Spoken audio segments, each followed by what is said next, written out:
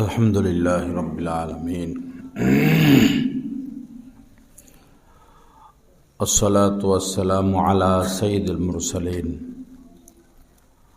وعلى آله وأصحابه أجمعين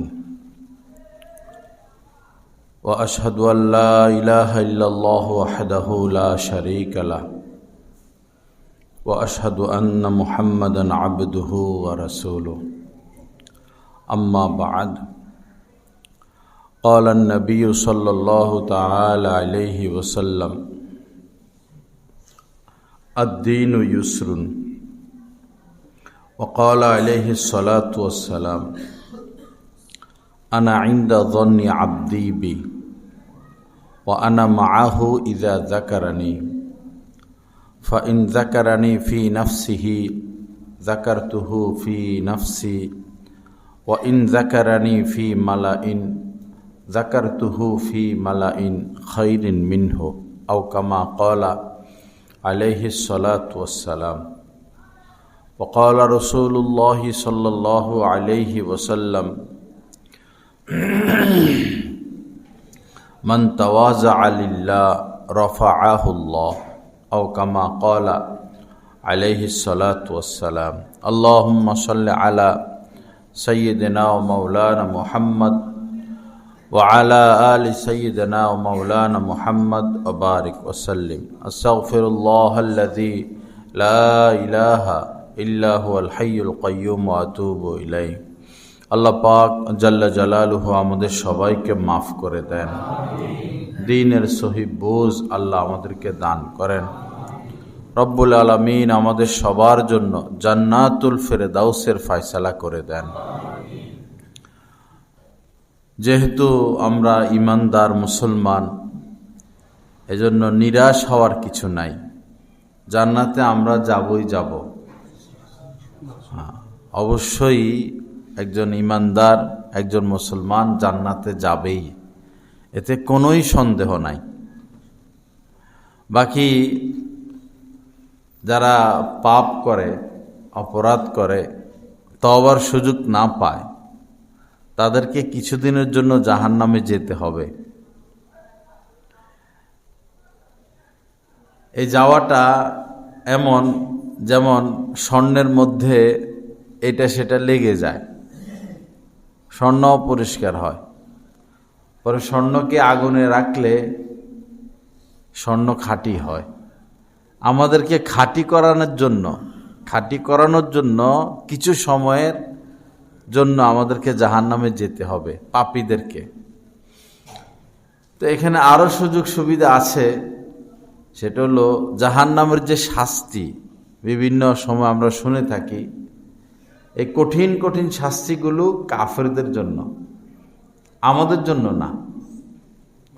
হাদিস শরীফের মধ্যে এসেছে যে আমাতাহুল্লাহ ইমাতাতান, মুমিন মুসলমান যারা অল্প সময়ের জন্য জাহান্নামে যাবে, তাদেরকে আল্লাহ পাক এক ধরনের মৃত্যু দিয়ে রাখবেন। অজ্ঞান, হাত কেটে ফেলে, পা কেটে ফেলে, হাত কেটে ফেলে, খবর পায় না, তো ইঞ্জেকশন দিয়া এমন কিছু আল্লাহ পাক করে দিবেন মুমিনদেরকে, থাকবে ঠিকই জাহান্নামে, অনুভূতি থাকবে না। আল্লাহ পাকের দয়া। তো একজন মুমিনকে, মুসলমানকে আল্লাহ পাক এতটা ইজ্জত করবেন, তো আমাদের কতটা ইজ্জত করা উচিত পরস্পরকে, কতটা ইজ্জত করা উচিত। আমরা নিকৃষ্ট মনে করি, পাপী মনে করি, ঘৃণা করি, অপরাধী মনে করি, গালিগালাজ করি, এগুলা অনুচিত। তবে একটা বিষয় হলো, মৃত্যুর সময় ঈমান থাকতে হবে। ইদানিং মানুষ এমন কথা বলে যে এক কথার সাথে ঈমান শেষ হয়ে যায়, এমন কথা বলে এক কথার সাথে ঈমান শেষ হয়ে যায়। গতকাল রাত্রে একজনের সাথে কথা, একটা মাহফিল নিয়ে আলোচনা। আমাদের এলাকায় আমি গিয়েছিলাম। পরে আমি বললাম কি খবর টবর, তো বলল, সবই বলল মাহফিল জমছে, মানুষ বয়ান শুনছে, কিন্তু আপনি কোনো ছবি তুলতে দেন নাই, ভিডিও করতে দেন নাই। এখন পুরা এলাকার সবাই বলে বড় বড় হুজুরেরা আয়সা ছবি তোলে, ভিডিও করে, উনি এটা নিষেধ করলো, করতে দিল না। পরে আমি বললাম এটা তো কোরআন হাদিসের কথা, হাদিসের কথা। তো তারা যাদের ভক্ত, যার সাথে কথা, তারা তিনি যাদের ভক্ত, তারা সবাই ছবি তোলে। পরে বললো আগের জামানার এটা এখন আর ধরে রেখে লাভ আছে? আগের জামানার এটা এখন আর ধরে রাখলে হবে? এই যুক্তি, এই যুক্তি, ওই যুক্তি। লা ইলাহা ইল্লাল্লাহ। ওয়াজ মাহফিলগুলোতে এখন দিন নাই। যাই তো, সে হুমায়পুরের এদিকে গেলাম, চিল্লা চিল্লি ছাড়া আর কিছু না। মানুষ যে একটা কথা নিবে, তিনি যে একটা কথা বুঝিয়ে বলবেন, আর মানুষ যে কথাটা নিবে, এরকম কোনো আলোচনা নাই। এক পক্ষ সুরের উপরে, আরেক পক্ষ চিল্লানির উপরে। আর মানুষও এটা চায়, আর ক্যামেরা 10-12টা, এর নাম ওয়াজ মাহফিল। মানুষ যে নিবে এমন কিছু নাই। চিল্লাইতে পারলে নারায় তাকবীর উঠে, বাস গরম, অমুক বক্তা গরম করছে, আগামী বছর আনতে হবে। আল্লাহ হেফাজত করেন, সহি বুঝ দান করেন। এমন কথা বলবো না যে কথা বললে ঈমান চলে যায়, ঈমান হারা হয়ে যায়। এজন্য বারবার লা ইলাহা ইল্লাল্লাহ, লা ইলাহা ইল্লাল্লাহ, মুহাম্মাদুর রাসূলুল্লাহ। ভাই, একসাথে 100 বার লা ইলাহা ইল্লাল্লাহ জিকির করা হয়তো কাহারো দ্বারা কষ্টকর হতে পারে, কিন্তু ফাঁকে ফুঁকে পড়লে তো আর কোনো কষ্ট নাই।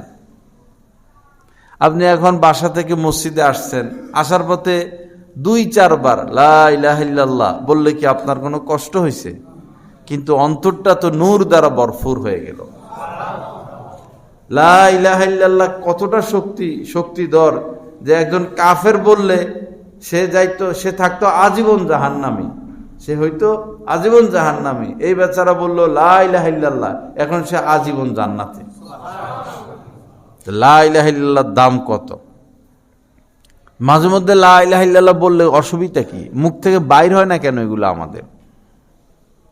শুধু রাজনীতি, শুধু রাজনীতি, শুধু রাজনীতি। রাজনীতি করে কি হইব?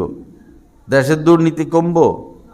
একজন বলতে পারবেন যে ভাই, নতুন সরকার কে আসে আমরা জানি না, আসলে দুর্নীতি হবে না, দেশের উন্নতি হবে, সন্ত্রাসী হবে না, ডাকাতি হবে না, এমন নিশ্চয়তা কেউ দিতে পারবে? তো কেন এই সমস্ত রাজনীতি, এই সমস্ত রাজনৈতিক আলোচনা? এখন বাংলাদেশ যায় পাকিস্তান থেকে যুদ্ধ বিমান কিনতে,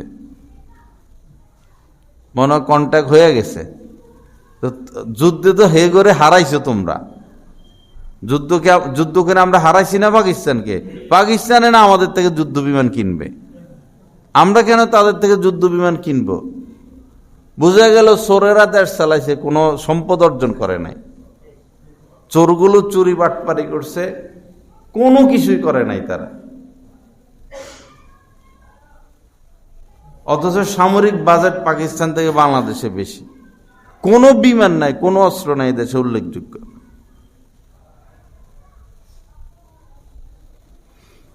আল্লাহ আমাদেরকে মাফ করেন, সহি বুঝ দান করেন। এগুলা বাদ দিয়ে বস লা ইলাহা ইল্লাল্লাহ, কখনো সুবহানাল্লাহ, কখনো আলহামদুলিল্লাহ, কখনো লা ইলাহা ইল্লাল্লাহ, কখনো লা হাওলা ওয়ালা কুওয়াতা ইল্লা বিল্লাহ, কখনো আল্লাহুম্মা গফিরলি অথবা আস্তাগফিরুল্লাহ, অথবা বাংলাতে আল্লাহ মাফ করে দেন, আল্লাহ মাফ করে দেন, আমার মাকে মাফ করে দেন, বাবাকে মাফ করে দেন, আমার আত্মীয় স্বজনকে মাফ করে দেন। আমি কাহারও মুখে শুনি না এটা যে তার মৃত মা বাবার জন্য বলে আমার মাকে, আল্লাহ আমার মাকে মাফ করে দেন, বাবাকে মাফ করে দেন, কখনো শুনি না।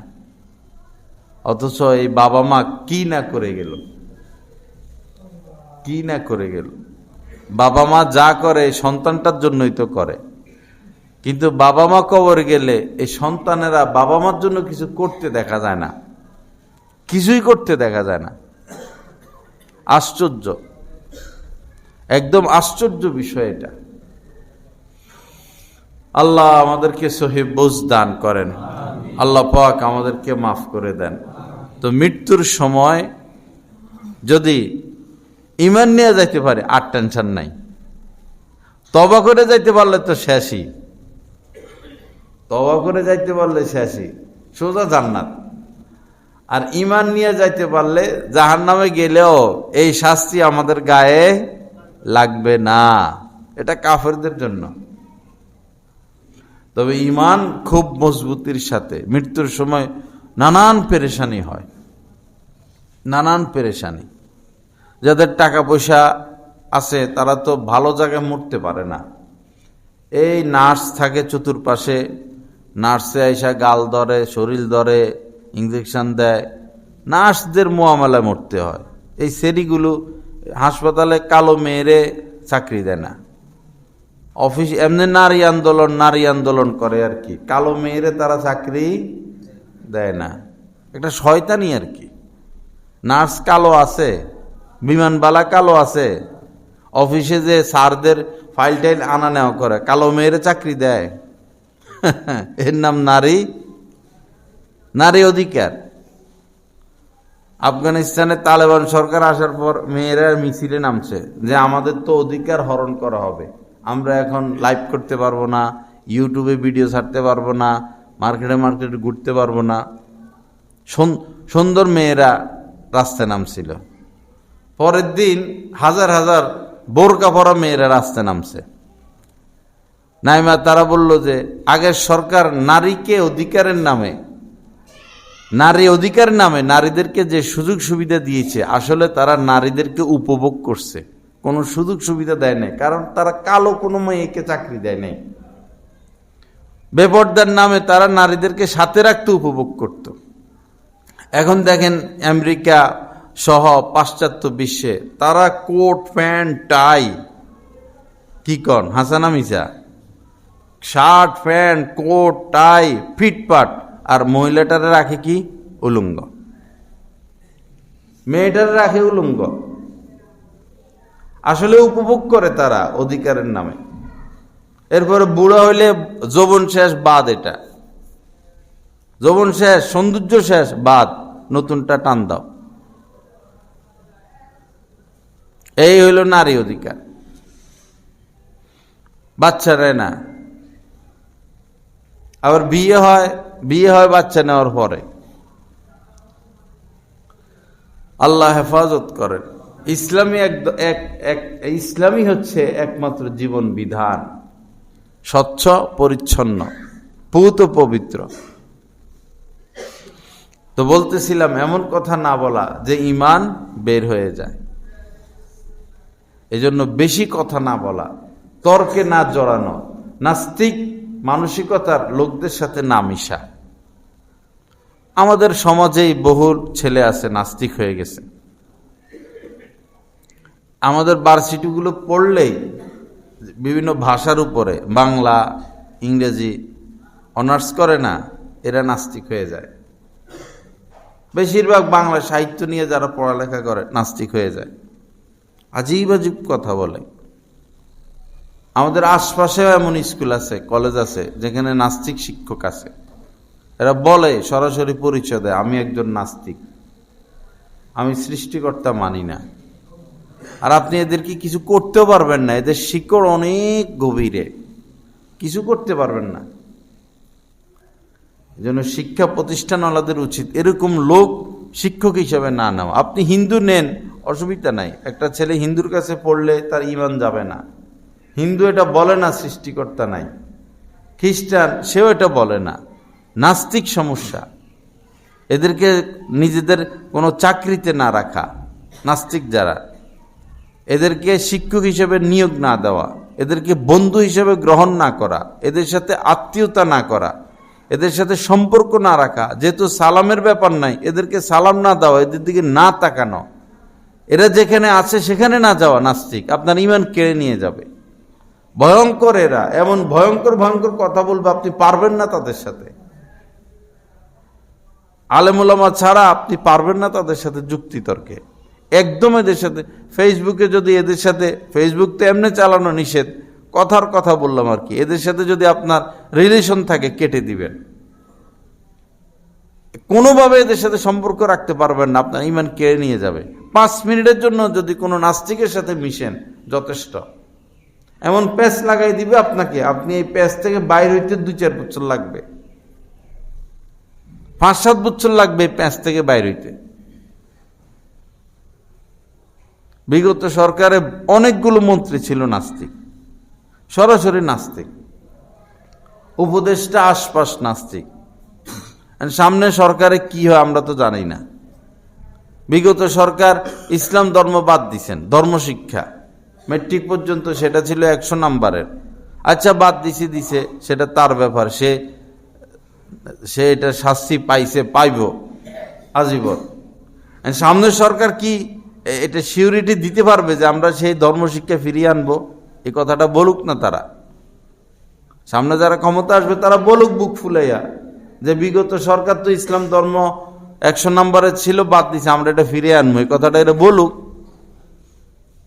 মিঠা মিঠা কথা বলে, শুধু শয়তানি আর কি, সব মিঠা মিঠা কথা, যে আমরা দুর্নীতি করব না, এই কথা বলুক। আমরা দুর্নীতি করব না, আমরা অর্থ পাচার করব না, এই কথাটা বলুক। নিশ্চয়তা দেখ যে আমাদের কোনো এমপি মন্ত্রী দুর্নীতি করলে, অর্থ পাচার করলে, সাথে সাথে তার মন্ত্রীগিরি শেষ, এমপিগিরি শেষ, সে জেলে যাবে। চীনে এরা যে উন্নত রাষ্ট্র হয়, কেমনে হয়? একটা সরকারের লোক দুর্নীতি করছে, কেমনে যেন সরকার টের পাইছে, তদন্ত করে টইরা প্রমাণ হয়েছে, সাথে সাথে মৃত্যুদণ্ড। বড় অফিসার, দুর্নীতি প্রমাণ হয়েছে, সাথে সাথে মৃত্যুদণ্ড। আর আমাদের দেশে এই যে এয়ারপোর্টের এতগুলো স্বর্ণ আগুন লাগার নাম দিয়ে নিয়ে গেল, কোনো বিচার হয়েছে? এই যে হাদি হত্যা চাঞ্চল্যকর, বিচার হয়েছে না হইব? হয়ও না, হবেও না। কোনো হত্যার বিচার এই দেশে হয় না, কোনো দর্শনের বিচার এই দেশে হয় না। তদন্ত চলতেছে, জাতিসংঘ থেকে আমরা তদন্ত চাই, যে শেষ ওনাদের দায়িত্ব, আমরা তদন্ত চাই। শয়তানি কথা, এই কথা কই এই শেষ।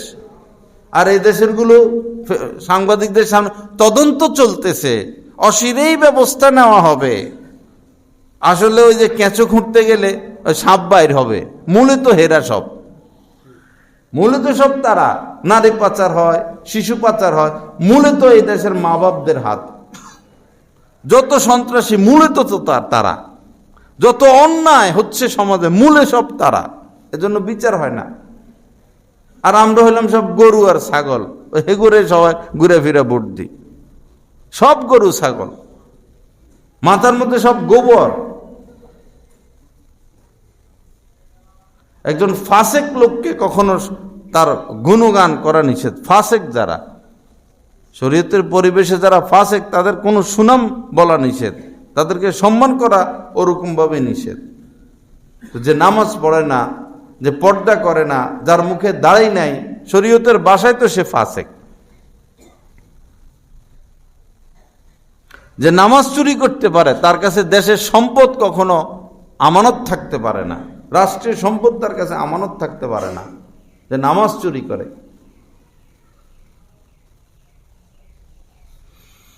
লা ইলাহা ইল্লাল্লাহ। আল্লাহ আমাদেরকে মাফ করে দেন, সহি বুঝ দান করেন। তো বলতেছিলাম যে এই ইমান অনেক বড় দৌলত। আপনি নেতা খেতাদের সাথে থাকতে থাকবেন, আস্তে আস্তে অজান্তে আপনার ইমান কমে যাবে, শেষ হয়ে যাবে। এজন্য এদের কাছে যাইতে নাই।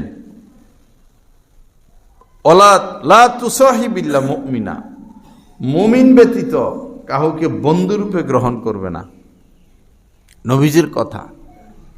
তুমি কার সাথে উঠা বসা করো, লেনদেন করো, চা খাও, সময় কাটাও, সে মুমিন কিনা, নাহলে তার সাথে বসা যাবে না। এই জন্য নামাজি মানুষ এক চিল্লা লাগাই আসলো, 3 চিল্লা লাগাই আসলো, মাশাআল্লাহ কি সুন্দরে নামাজ পড়ে, ভালো লাগে। যুবক ছেলে টাকনোর উপরে প্যান্টটা খোঁসায়া রাখে, টাকনোর উপরে চিল্লা লাগাই আসছে, মাথার মধ্যে টুপি, পকেটের মধ্যে তাসবি, ভালো লাগে তো। এলাকার করতো শয়তানি বান্দরামি, এখন এক চিল্লা লাগাই আইছে, মাশাআল্লাহ পায়জামা মইটা রাখে, তসবি, সকালবেলা ঘুরে গাড়ে ফিকির করে, দাওয়াত দেয়, খুব সুন্দর লাগে তো, শান্তি লাগে। কিন্তু 10-15 দিন পরে শেষ, 1 মাস পরে শেষ। শেষ কেন? ওই যে আইসা খারাপ মানুষের সাথে মিশছে, খারাপ বন্ধু বান্ধবের সাথে মিশছে।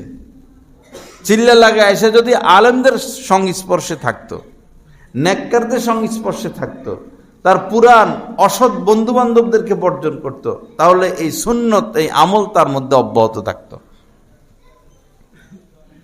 এজন্য আপনি যদি ঈমান নিয়ে যেতে চান, খারাপ মানুষের প্রশংসা বাদ দিতে হবে, খারাপ মানুষের গুণগান সমর্থন বাদ দিতে হবে। দিলের মধ্যে অসৎ ফাসেক লোকদের মহব্বত রাখা যাবে না, এবং খারাপ লোকদের সাথে মিশা যাবে না, পাপী লোকদের সাথে মিশা যাবে না, নেককারদের সাথে থাকতে হবে। আল্লাহ সহি বুঝ দান করেন। লোহা আর মাটি, লোহা আর মাটি, লোহা কি শক্ত, আর মাটি তো নিজে নিজে দাঁড়াইতে পারে না, ভেঙে পড়ে। কিন্তু এই লোহাকে যখন মাটির স্পর্শে রাখে, লোহার অস্তিত্ব থাকে, লোহার মাটির নিচে ঢুকাই দেন, 1 বছর পরে উঠান, 2 বছর পর উঠান, লোহা আর লোহা থাকে। স্পর্শ কি জিনিস, সংস্পর্শ কি জিনিস। একজন লোক 1000 সৎ লোক হোক, যখন সে খারাপদের মাঝে ঢুকে যাবে, সে নিজেকে ধরে রাখতে পারবে না, এটাই স্বাভাবিক। আবার মাটির থেকে ফুলের ঘ্রাণ আসতেছে, মাটির থেকে ফুলের ঘ্রাণ। তো এক আল্লাহওয়ালা দেখলো যে মাটির থেকে ফুলের ঘ্রাণ আসে, তো মাটিকে বলল, কি ব্যাপার, তোমার থেকে ফুলের ঘ্রাণ আসে, তোমার থেকে তো ফুলের ঘ্রাণ আসার কথা না। তো মাটির জবাব দিল, দীর্ঘদিন আমি ফুলের সোহবতে ছিলাম, দীর্ঘদিন আমি ফুলের সোহবতে ছিলাম। যারা খুশবু ব্যবহার করে, সেজদা করছে, তা আপনি গিয়ে ওই জায়গায় সেজদা করলে ফুলের ঘ্রাণ পাবেন, আতরে ঘ্রাণ পাবেন। আর যারা ধূমপান করে, সিগারেট খায়, বিড়ি খায়, হেরা যে জায়গায় সেজদা করবে, আপনি যাই ওই জায়গায় সেজদা দিলে কিসের গন্ধ পাইবেন? সিগারেটের গন্ধ পাবেন। এজন্য যারা ধূমপান করেন, তারা মসজিদে আসার আগে পুরা ড্রেস পরিবর্তন করবেন, পুরা ড্রেস, নতুন ড্রেস লাগাবেন, মেসওয়াক করবেন, ব্রাশ করবেন, গোসল করবেন, জুতাটাও ধুবেন, কারণ বিড়ির গন্ধ জুতার মধ্যে লাগে থাকে। হাতটা ধুবেন, খবরদার দুর্গন্ধ নিয়ে মসজিদে আসবেন না, নাহলে এই যে ফ্লোর থেকে গন্ধ বাইর, দুর্গন্ধ বের। আল্লাহর ঘর এটা। কিছু জন্তু জানোয়ার যায় উমরা করতে, হজ করতে, নিজের চোখে দেখছেন না, গোলাম হোসেন ভাই দেখছেন না, টানে। এগুলো কে কইছে যাইতে? এখানে এই বেশি দূরে যাইও টানে না, কাছাকাছি থাকেও টানে। বুড়া বুড়া এগুলো এখানে যায় বিড়ি খায়, কি আশ্চর্য বিষয়। কি নিয়ে যায় সাথে? হে দেশে তো কিনলে পাওয়া যায় কিনা আমি জানি না। তো আল্লাহ হেফাজত করেন।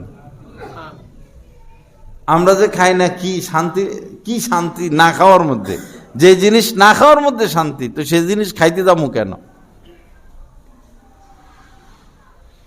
আল্লাহ হেফাজত করেন, সহি বুঝ দান করেন। তো বলতেছিলাম যে খারাপ মানুষের সাথে না মিশা আপনার ঈমান শেষ করে দিবে সে, এবং কোনোভাবে তাদের সাথে সম্পর্ক না রাখা। 2 মিনিটের জন্য যদি বসেন, দিবে প্যাঁচ লাগাইয়া আপনার ঈমানের মধ্যে। এই প্যাঁচ ছুটতে ছুটতে 6 মাস লাগবে। এই জন্য আমাদের যে যুবক ছেলেরা, আপনার সন্তান, তার বন্ধু বান্ধব মুমিন কিনা, আপনি একটু মেহরবানি করে খবরটা রাখেন। নাহলে অচিরে আপনার ছেলে নাস্তিক হয়ে যাবে। নাস্তিকের তো কোনো ধর্ম নাই, এর কাছে মা কি, বোন কি, ভাই কি, বাপ কি, গরু কি, ছাগল কি, কুকুর কি, কোনো ইয়ে নাই তো। সব নাস্তিক তৈরি হইতেছে। পুরুষ এটা হইয়া যায় মেয়ে, মেয়ে এটা হইয়া যায় পুরুষ, কুকুর হইয়া যায়, এরপরে কুকুরের সাথে ইয়া করে, জিরা করে, কুকুর নিয়ে জিন্দেগি। মানে পশু হইলে কত নিচে যাইতে পারে মানুষ, একজন মানুষ পশু হইলে কত নিচে যাইতে পারে। এখন এমন সময় যে ছেলেরাও নিরাপদ না, মেয়েরা তো নিরাপদ না, ছেলেরাও নিরাপদ না। বিভিন্ন রাষ্ট্রে ছেলে দর্শনের হাসপাতাল আছে, এখানে শুধু যে ছেলেগুলো দর্শন হয় এদের হাসপাতাল। ব্যাপক হচ্ছে এগুলো। এখন নিজের সন্তানকে আপনার হেফাজতে রাখতে হবে। সামনে জায়গা দিয়ে সামনে চলে আসেন। আমাদের যে ছোট বাচ্চা 7 বছর, 8 বছর, 10 বছর, আল্লাহর কসমের এখন নিরাপদ না। মনে করেন আপনার 10 বছরের একটা বাচ্চা, আপনার কলিজের টুকরা, আপনি আপনার থেকে তাকে বেশি মহব্বত করেন। আগুন লাগলে আপনি আপনার পিঠ দিবেন, আপনার সন্তানকে দিবেন না, এত মায়া আপনার সন্তানের প্রতি। কিন্তু এদের যারা একটু বড় বাচ্চা, চাচতো ভাই, জ্যাঠতো ভাই, মোবাইলে খারাপ জিনিস দেখায়, পরে এদের সাথে পাপ করে। হয়তো আমরা জানি না, কিন্তু আমরা তো জানি ভাই সমাজের অবস্থা। এখন ছেলেরাও নিরাপদ না আমাদের। বিভিন্ন মেসে যে সমস্ত বাচ্চারা থাকে, পড়াশোনা করে, আমাদের কাছে এসলাই চিঠি লেখে, ফোন দেয় যে আমরা তো সবাই সমকামিতে আক্রান্ত, আমাদের বাঁচার উপায় কি? ওয়াইফাই ফ্রি, এগুলো দেখে, সারা রাত দেখে, পরে কি করব? পরে পাপে লিপ্ত হয় পরস্পর। এই বাচ্চাগুলোর বাঁচাবে কে? পরিস্থিতি তো নাজুক। এরপরে দেখুন, আগে তো ছেলেরা রাস্তায় রাস্তায় ঘুরতো সন্ধ্যার পরে, এখন মেয়েরাও সন্ধ্যার পরে রাস্তায় রাস্তায় ঘুরে। বিভিন্ন জায়গায় যে মাহফিলে যাই, দেখি মেয়েরা দাঁড়ায় থাকে, হাঁটে হুঁটে, 3-4টা মেয়ে, ছেলে মেয়ে সমানে রাস্তায় রাস্তায় মেয়েরা। কি ভয়ঙ্কর কথা! একজন মা বাবা এটা মানে কিভাবে যে আমার বয়স্ক একটা মেয়ে, 12-14 বছর বয়স, সে সন্ধ্যার পরে ঘরে নাই, সে রাস্তায় রাস্তায় ঘুরে। এভাবেই তো সর্বনাশ হচ্ছে। একটা মেয়ে, সে কখনো মায়ের চোখের থেকে দূরে যাবে না। মেয়েটাকে মা চোখে চোখে রাখতে হবে সার্বক্ষণিক, না হলে আপনি বিপদে পড়বেন। স্কুলে যায়, আসে, পরে চাচার ঘরে চলে যায়, জ্যাঠার ঘরে চলে যায়, পাশেরই ইউনিটে চলে যায়, নিজের বাসায় থাকে না। দেখবেন, হিসেব করে দেখেন, এখন চাচার ঘরে গেল, এখানে হয়তো চাচাতো ভাই থাকতে পারে, জ্যাঠার ঘরে গেল, জ্যাঠাতো ভাই থাকতে পারে, যায় তো এই উদ্দেশ্যে যায়, গল্প করব, মোবাইল চালাইবো, তা আমরা মনে করে আচ্ছা সময় কাটাইতেছে। তো এটা তো সূচনা, পাপের সূচনা। দৌড়ে কেউ 10 তলা যায় না, আগে 1 তলা উঠতে হয়। এটা তো পাপের সূচনা। এই সুযোগটা দেওয়া যাবে না, দিলে আপনি বিপদে পড়বেন। 1 মিনিটের জন্য মেয়ে মায়ের চোখ থেকে আড়াল হবে না, সবসময় তাকে চোখে চোখে রাখতে হবে। স্বামীর হাতে হস্তান্তর করার আগ পর্যন্ত মা বাবার এই দায়িত্ব। স্বামীর হাতে হস্তান্তর করছেন, বস আপনি এখন নিরাপদ, এখন স্বামীর দায়িত্ব চলে গেছে। এর আগে আপনার দায়িত্ব। আপনার ছত্র ছায়ায়, আপনার অলসতায়, আপনার গাফলতিতে, আপনার দূরদর্শীহীনতার কারণে যদি আপনার মেয়েটা পাপে লিপ্ত হয়, আপনি দায়ী, আপনি দায়ী।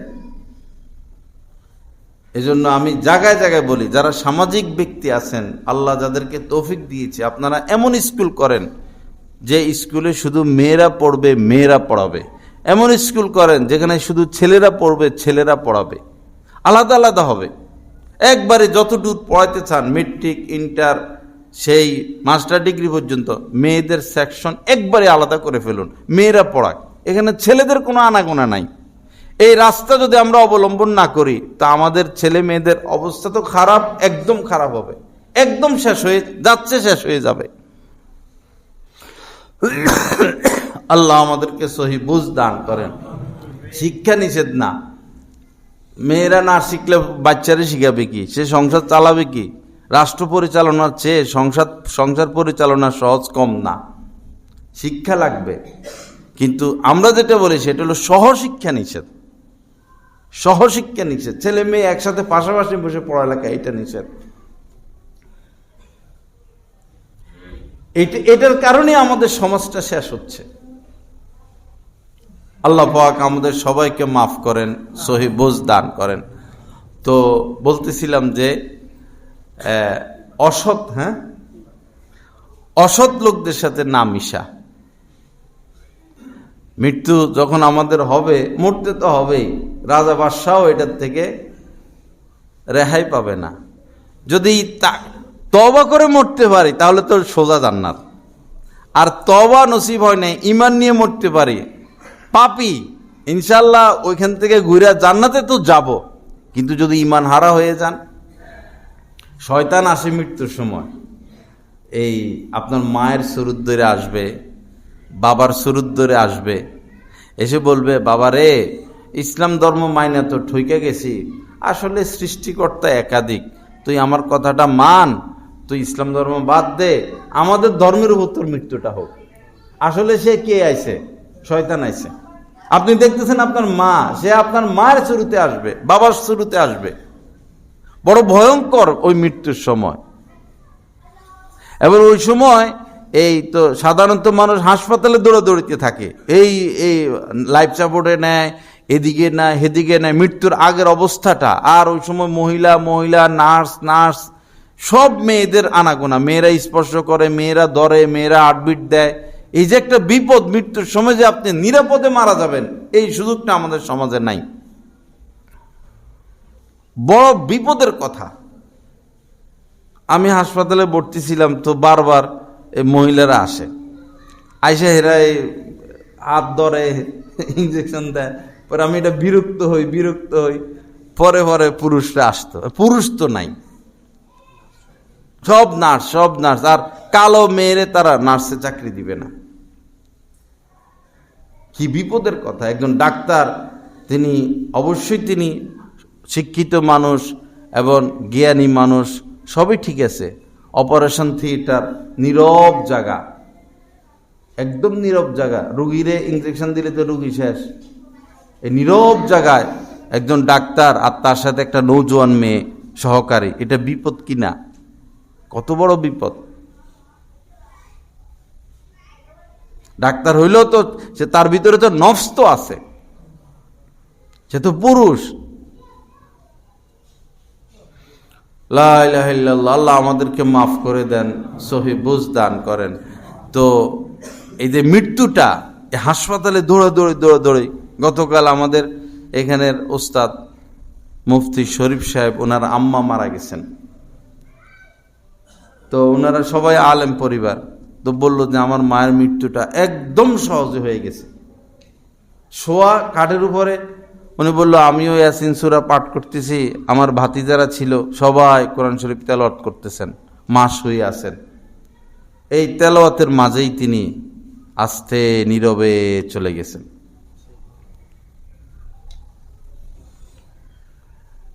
কিন্তু আমরা তো যে হাসপাতালে দৌড়াদৌড়ি আর শর্ট করে যে হাড়ে, এগুলা নিষেধ করে দিবেন।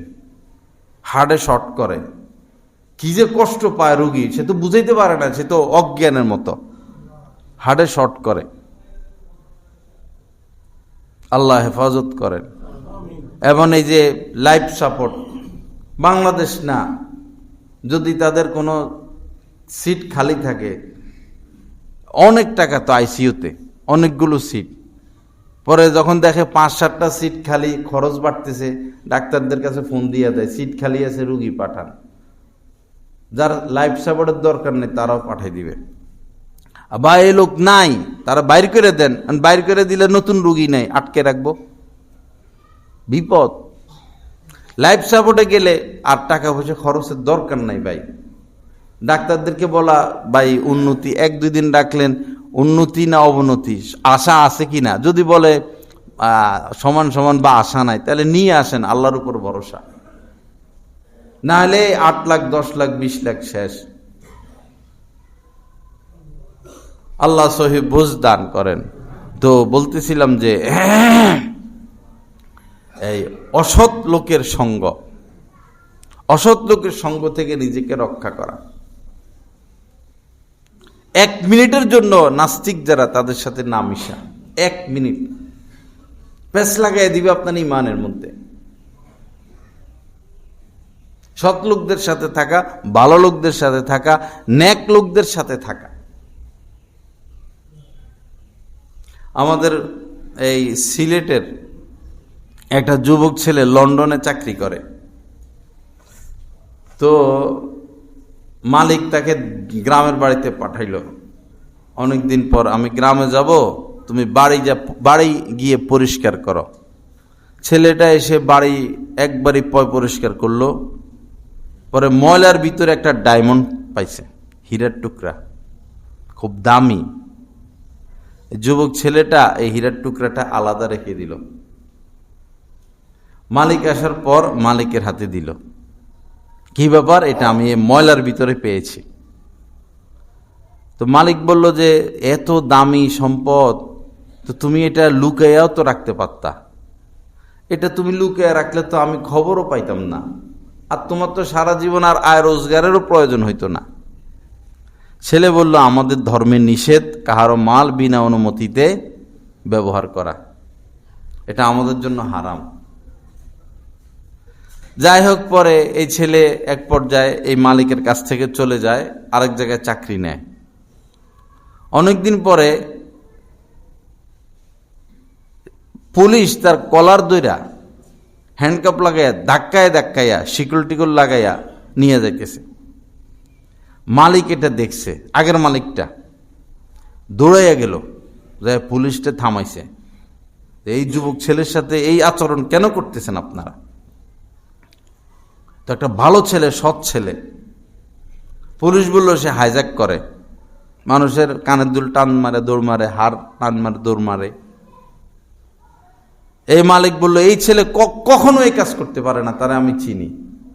হাইজ্যাক করবে, এত ছোট কাজ সে করতে পারে না। পুলিশ বলল, ওরে জিজ্ঞেস করেন আপনি। তো বলল, কি তুমি কি এই কাজ করো? কয়, হ্যাঁ আমি এই কাজ করি, হাইজ্যাক করি। পরে বলল, তুমি ডায়মন্ড ফিরাইয়া দিলা, তুমি তো সেই ছেলে, তো তুমি এত চুরি ডাকাতি কেন করবা? কি হইল তোমার? পরে ছেলে বলল, আপনার এখান থেকে যাওয়ার পরে আমি নতুন একটা চাকরি নেই, আর যাদের সাথে থাকতাম মেসে, এরা সবাই এই কাজ করে। আমি মাসে না হলে 2-3 লাখ টাকা কামাই, এরা দৈনিকে 1-1.5 লাখ টাকা কামায়। হঠাৎ বাইরে একটা হাত টান মেরা নিয়ে আসে, একটা চুরি করে, একটা অপরাধ করে। তো এদের সাথে থাকতে থাকতে থাকতে থাকতে আমার আগের চরিত্র পরিবর্তন হয়ে গেল, তো আমার চরিত্রটা এদের মতো হয়ে গেল। দেখেন, এজন্য নবীজি বলেছেন, লা তুসাহিবিল্লা মুমিনা, মুমিন ব্যতীত অন্য কাউকে বন্ধুরূপে গ্রহণ করবে না, অন্য কারোর সাথে উঠা বসা করবে না। ওয়ালা ইয়াকুল তুআমাকা ইল্লা তাকিয়ুন, এবং মুত্তাকি লোক ব্যতীত কেউ যেন তোমাদের খাবার গ্রহণ না করে। এখন আমাদের খাবার যারা খায়, আয় রোজগার, আমাদের সন্তান। আর নবীজি বলেছেন মুত্তাকি ব্যতীত যেন কেউ না খায়। এখন আমাদের সন্তানটা কি মুত্তাকি? আমরা কারে খাওয়াচ্ছি, কার জন্য খরচ করছি, কার জন্য ইনভেস্ট করতেছি, সে কি মুত্তাকি? এখন খাওয়ানো তো নিষেধ। এখন করণীয় কি? করণীয় হইল মুত্তাকি বানানোর চেষ্টা করা, মুত্তাকি বানানোর চেষ্টা করা। আল্লাহকে বলা যাবে, আল্লাহ আপনার নবী তো বলছেন মুত্তাকি ছাড়া কাউকে না খাওয়াইতে, তা আমার ছেলে মেয়ে তো মুত্তাকি ছিল না, আমি এই আশায় খাওয়াইছি যে হয়তো এরা কি হবে, মুত্তাকি হবে, এবং চেষ্টা চালাইয়া গেছি। এটা আমাদের অনেক ভুল। আমরা বাচ্চাদেরকে মুত্তাকি বানানোর ফিকির করি না। শুধু পড়ালেখা, রেজাল্ট, ইংলিশ মিডিয়াম, এই কলেজে পড়ো, সেই কলেজে পড়ো। তাদেরকে কোনো নসিহত করি না। বাবা নামাজ পড়তে চলে যায়, ঘরের কেউর নামাজের খবর নাই। আপনি বলেন না, আজকে বলেন, কালকে বলেন, পরশু বলেন, বলতে বলতেই তো বিদেশে যে বাচ্চাগুলো থাকে, এই অমুকের অসুখ, ঘর করা লাগবে, এই বিপদ, এই বিপদ, শুধু টাকা দাও, টাকা দাও, টাকা দাও। আমাদের এই দেশের মা বাবা ওই বাচ্চাগুলারে একবারও বলে না যে খারাপ কোনো কাজ করো না, নেশা করো না, নামাজটা পড়ো, সৎ কাজে থাইকো, আলেম ওলামার সাথে থাইকো। এই কথাগুলো বলে না, শুধু টাকা দাও, টাকা দাও, টাকা দাও, টাকা দাও। এরা তো কোনো নসিহতই পায় না। ইউরোপ আমেরিকা তো এরকম ওয়াজ মাহফিলেরও সিস্টেম নাই, আরবেও সিস্টেম নাই যে আলেমদের থেকে কিছু নসিহত শুনবে, সে সুযোগটাও নাই। আল্লাহ আমাদেরকে সহি বোঝ দান করেন, আল্লাহ আমাদেরকে মাফ করে দেন। সন্তানদেরকে আমরা যে সাপোর্ট দিয়ে যাচ্ছি সেটা হচ্ছে অর্থনৈতিক সাপোর্ট, কেবলই অর্থনৈতিক সাপোর্ট আমরা দিয়ে যাচ্ছি, অথচ এর দায়িত্ব আল্লাহ পাক নিজে নিয়েছেন। নাহানু নারযুকুকুম ওয়া ইয়্যাহুম, তোমাদেরকে আমি রিজিক দিচ্ছি, তোমাদের বাচ্চাদেরকে আমি রিজিক দিব।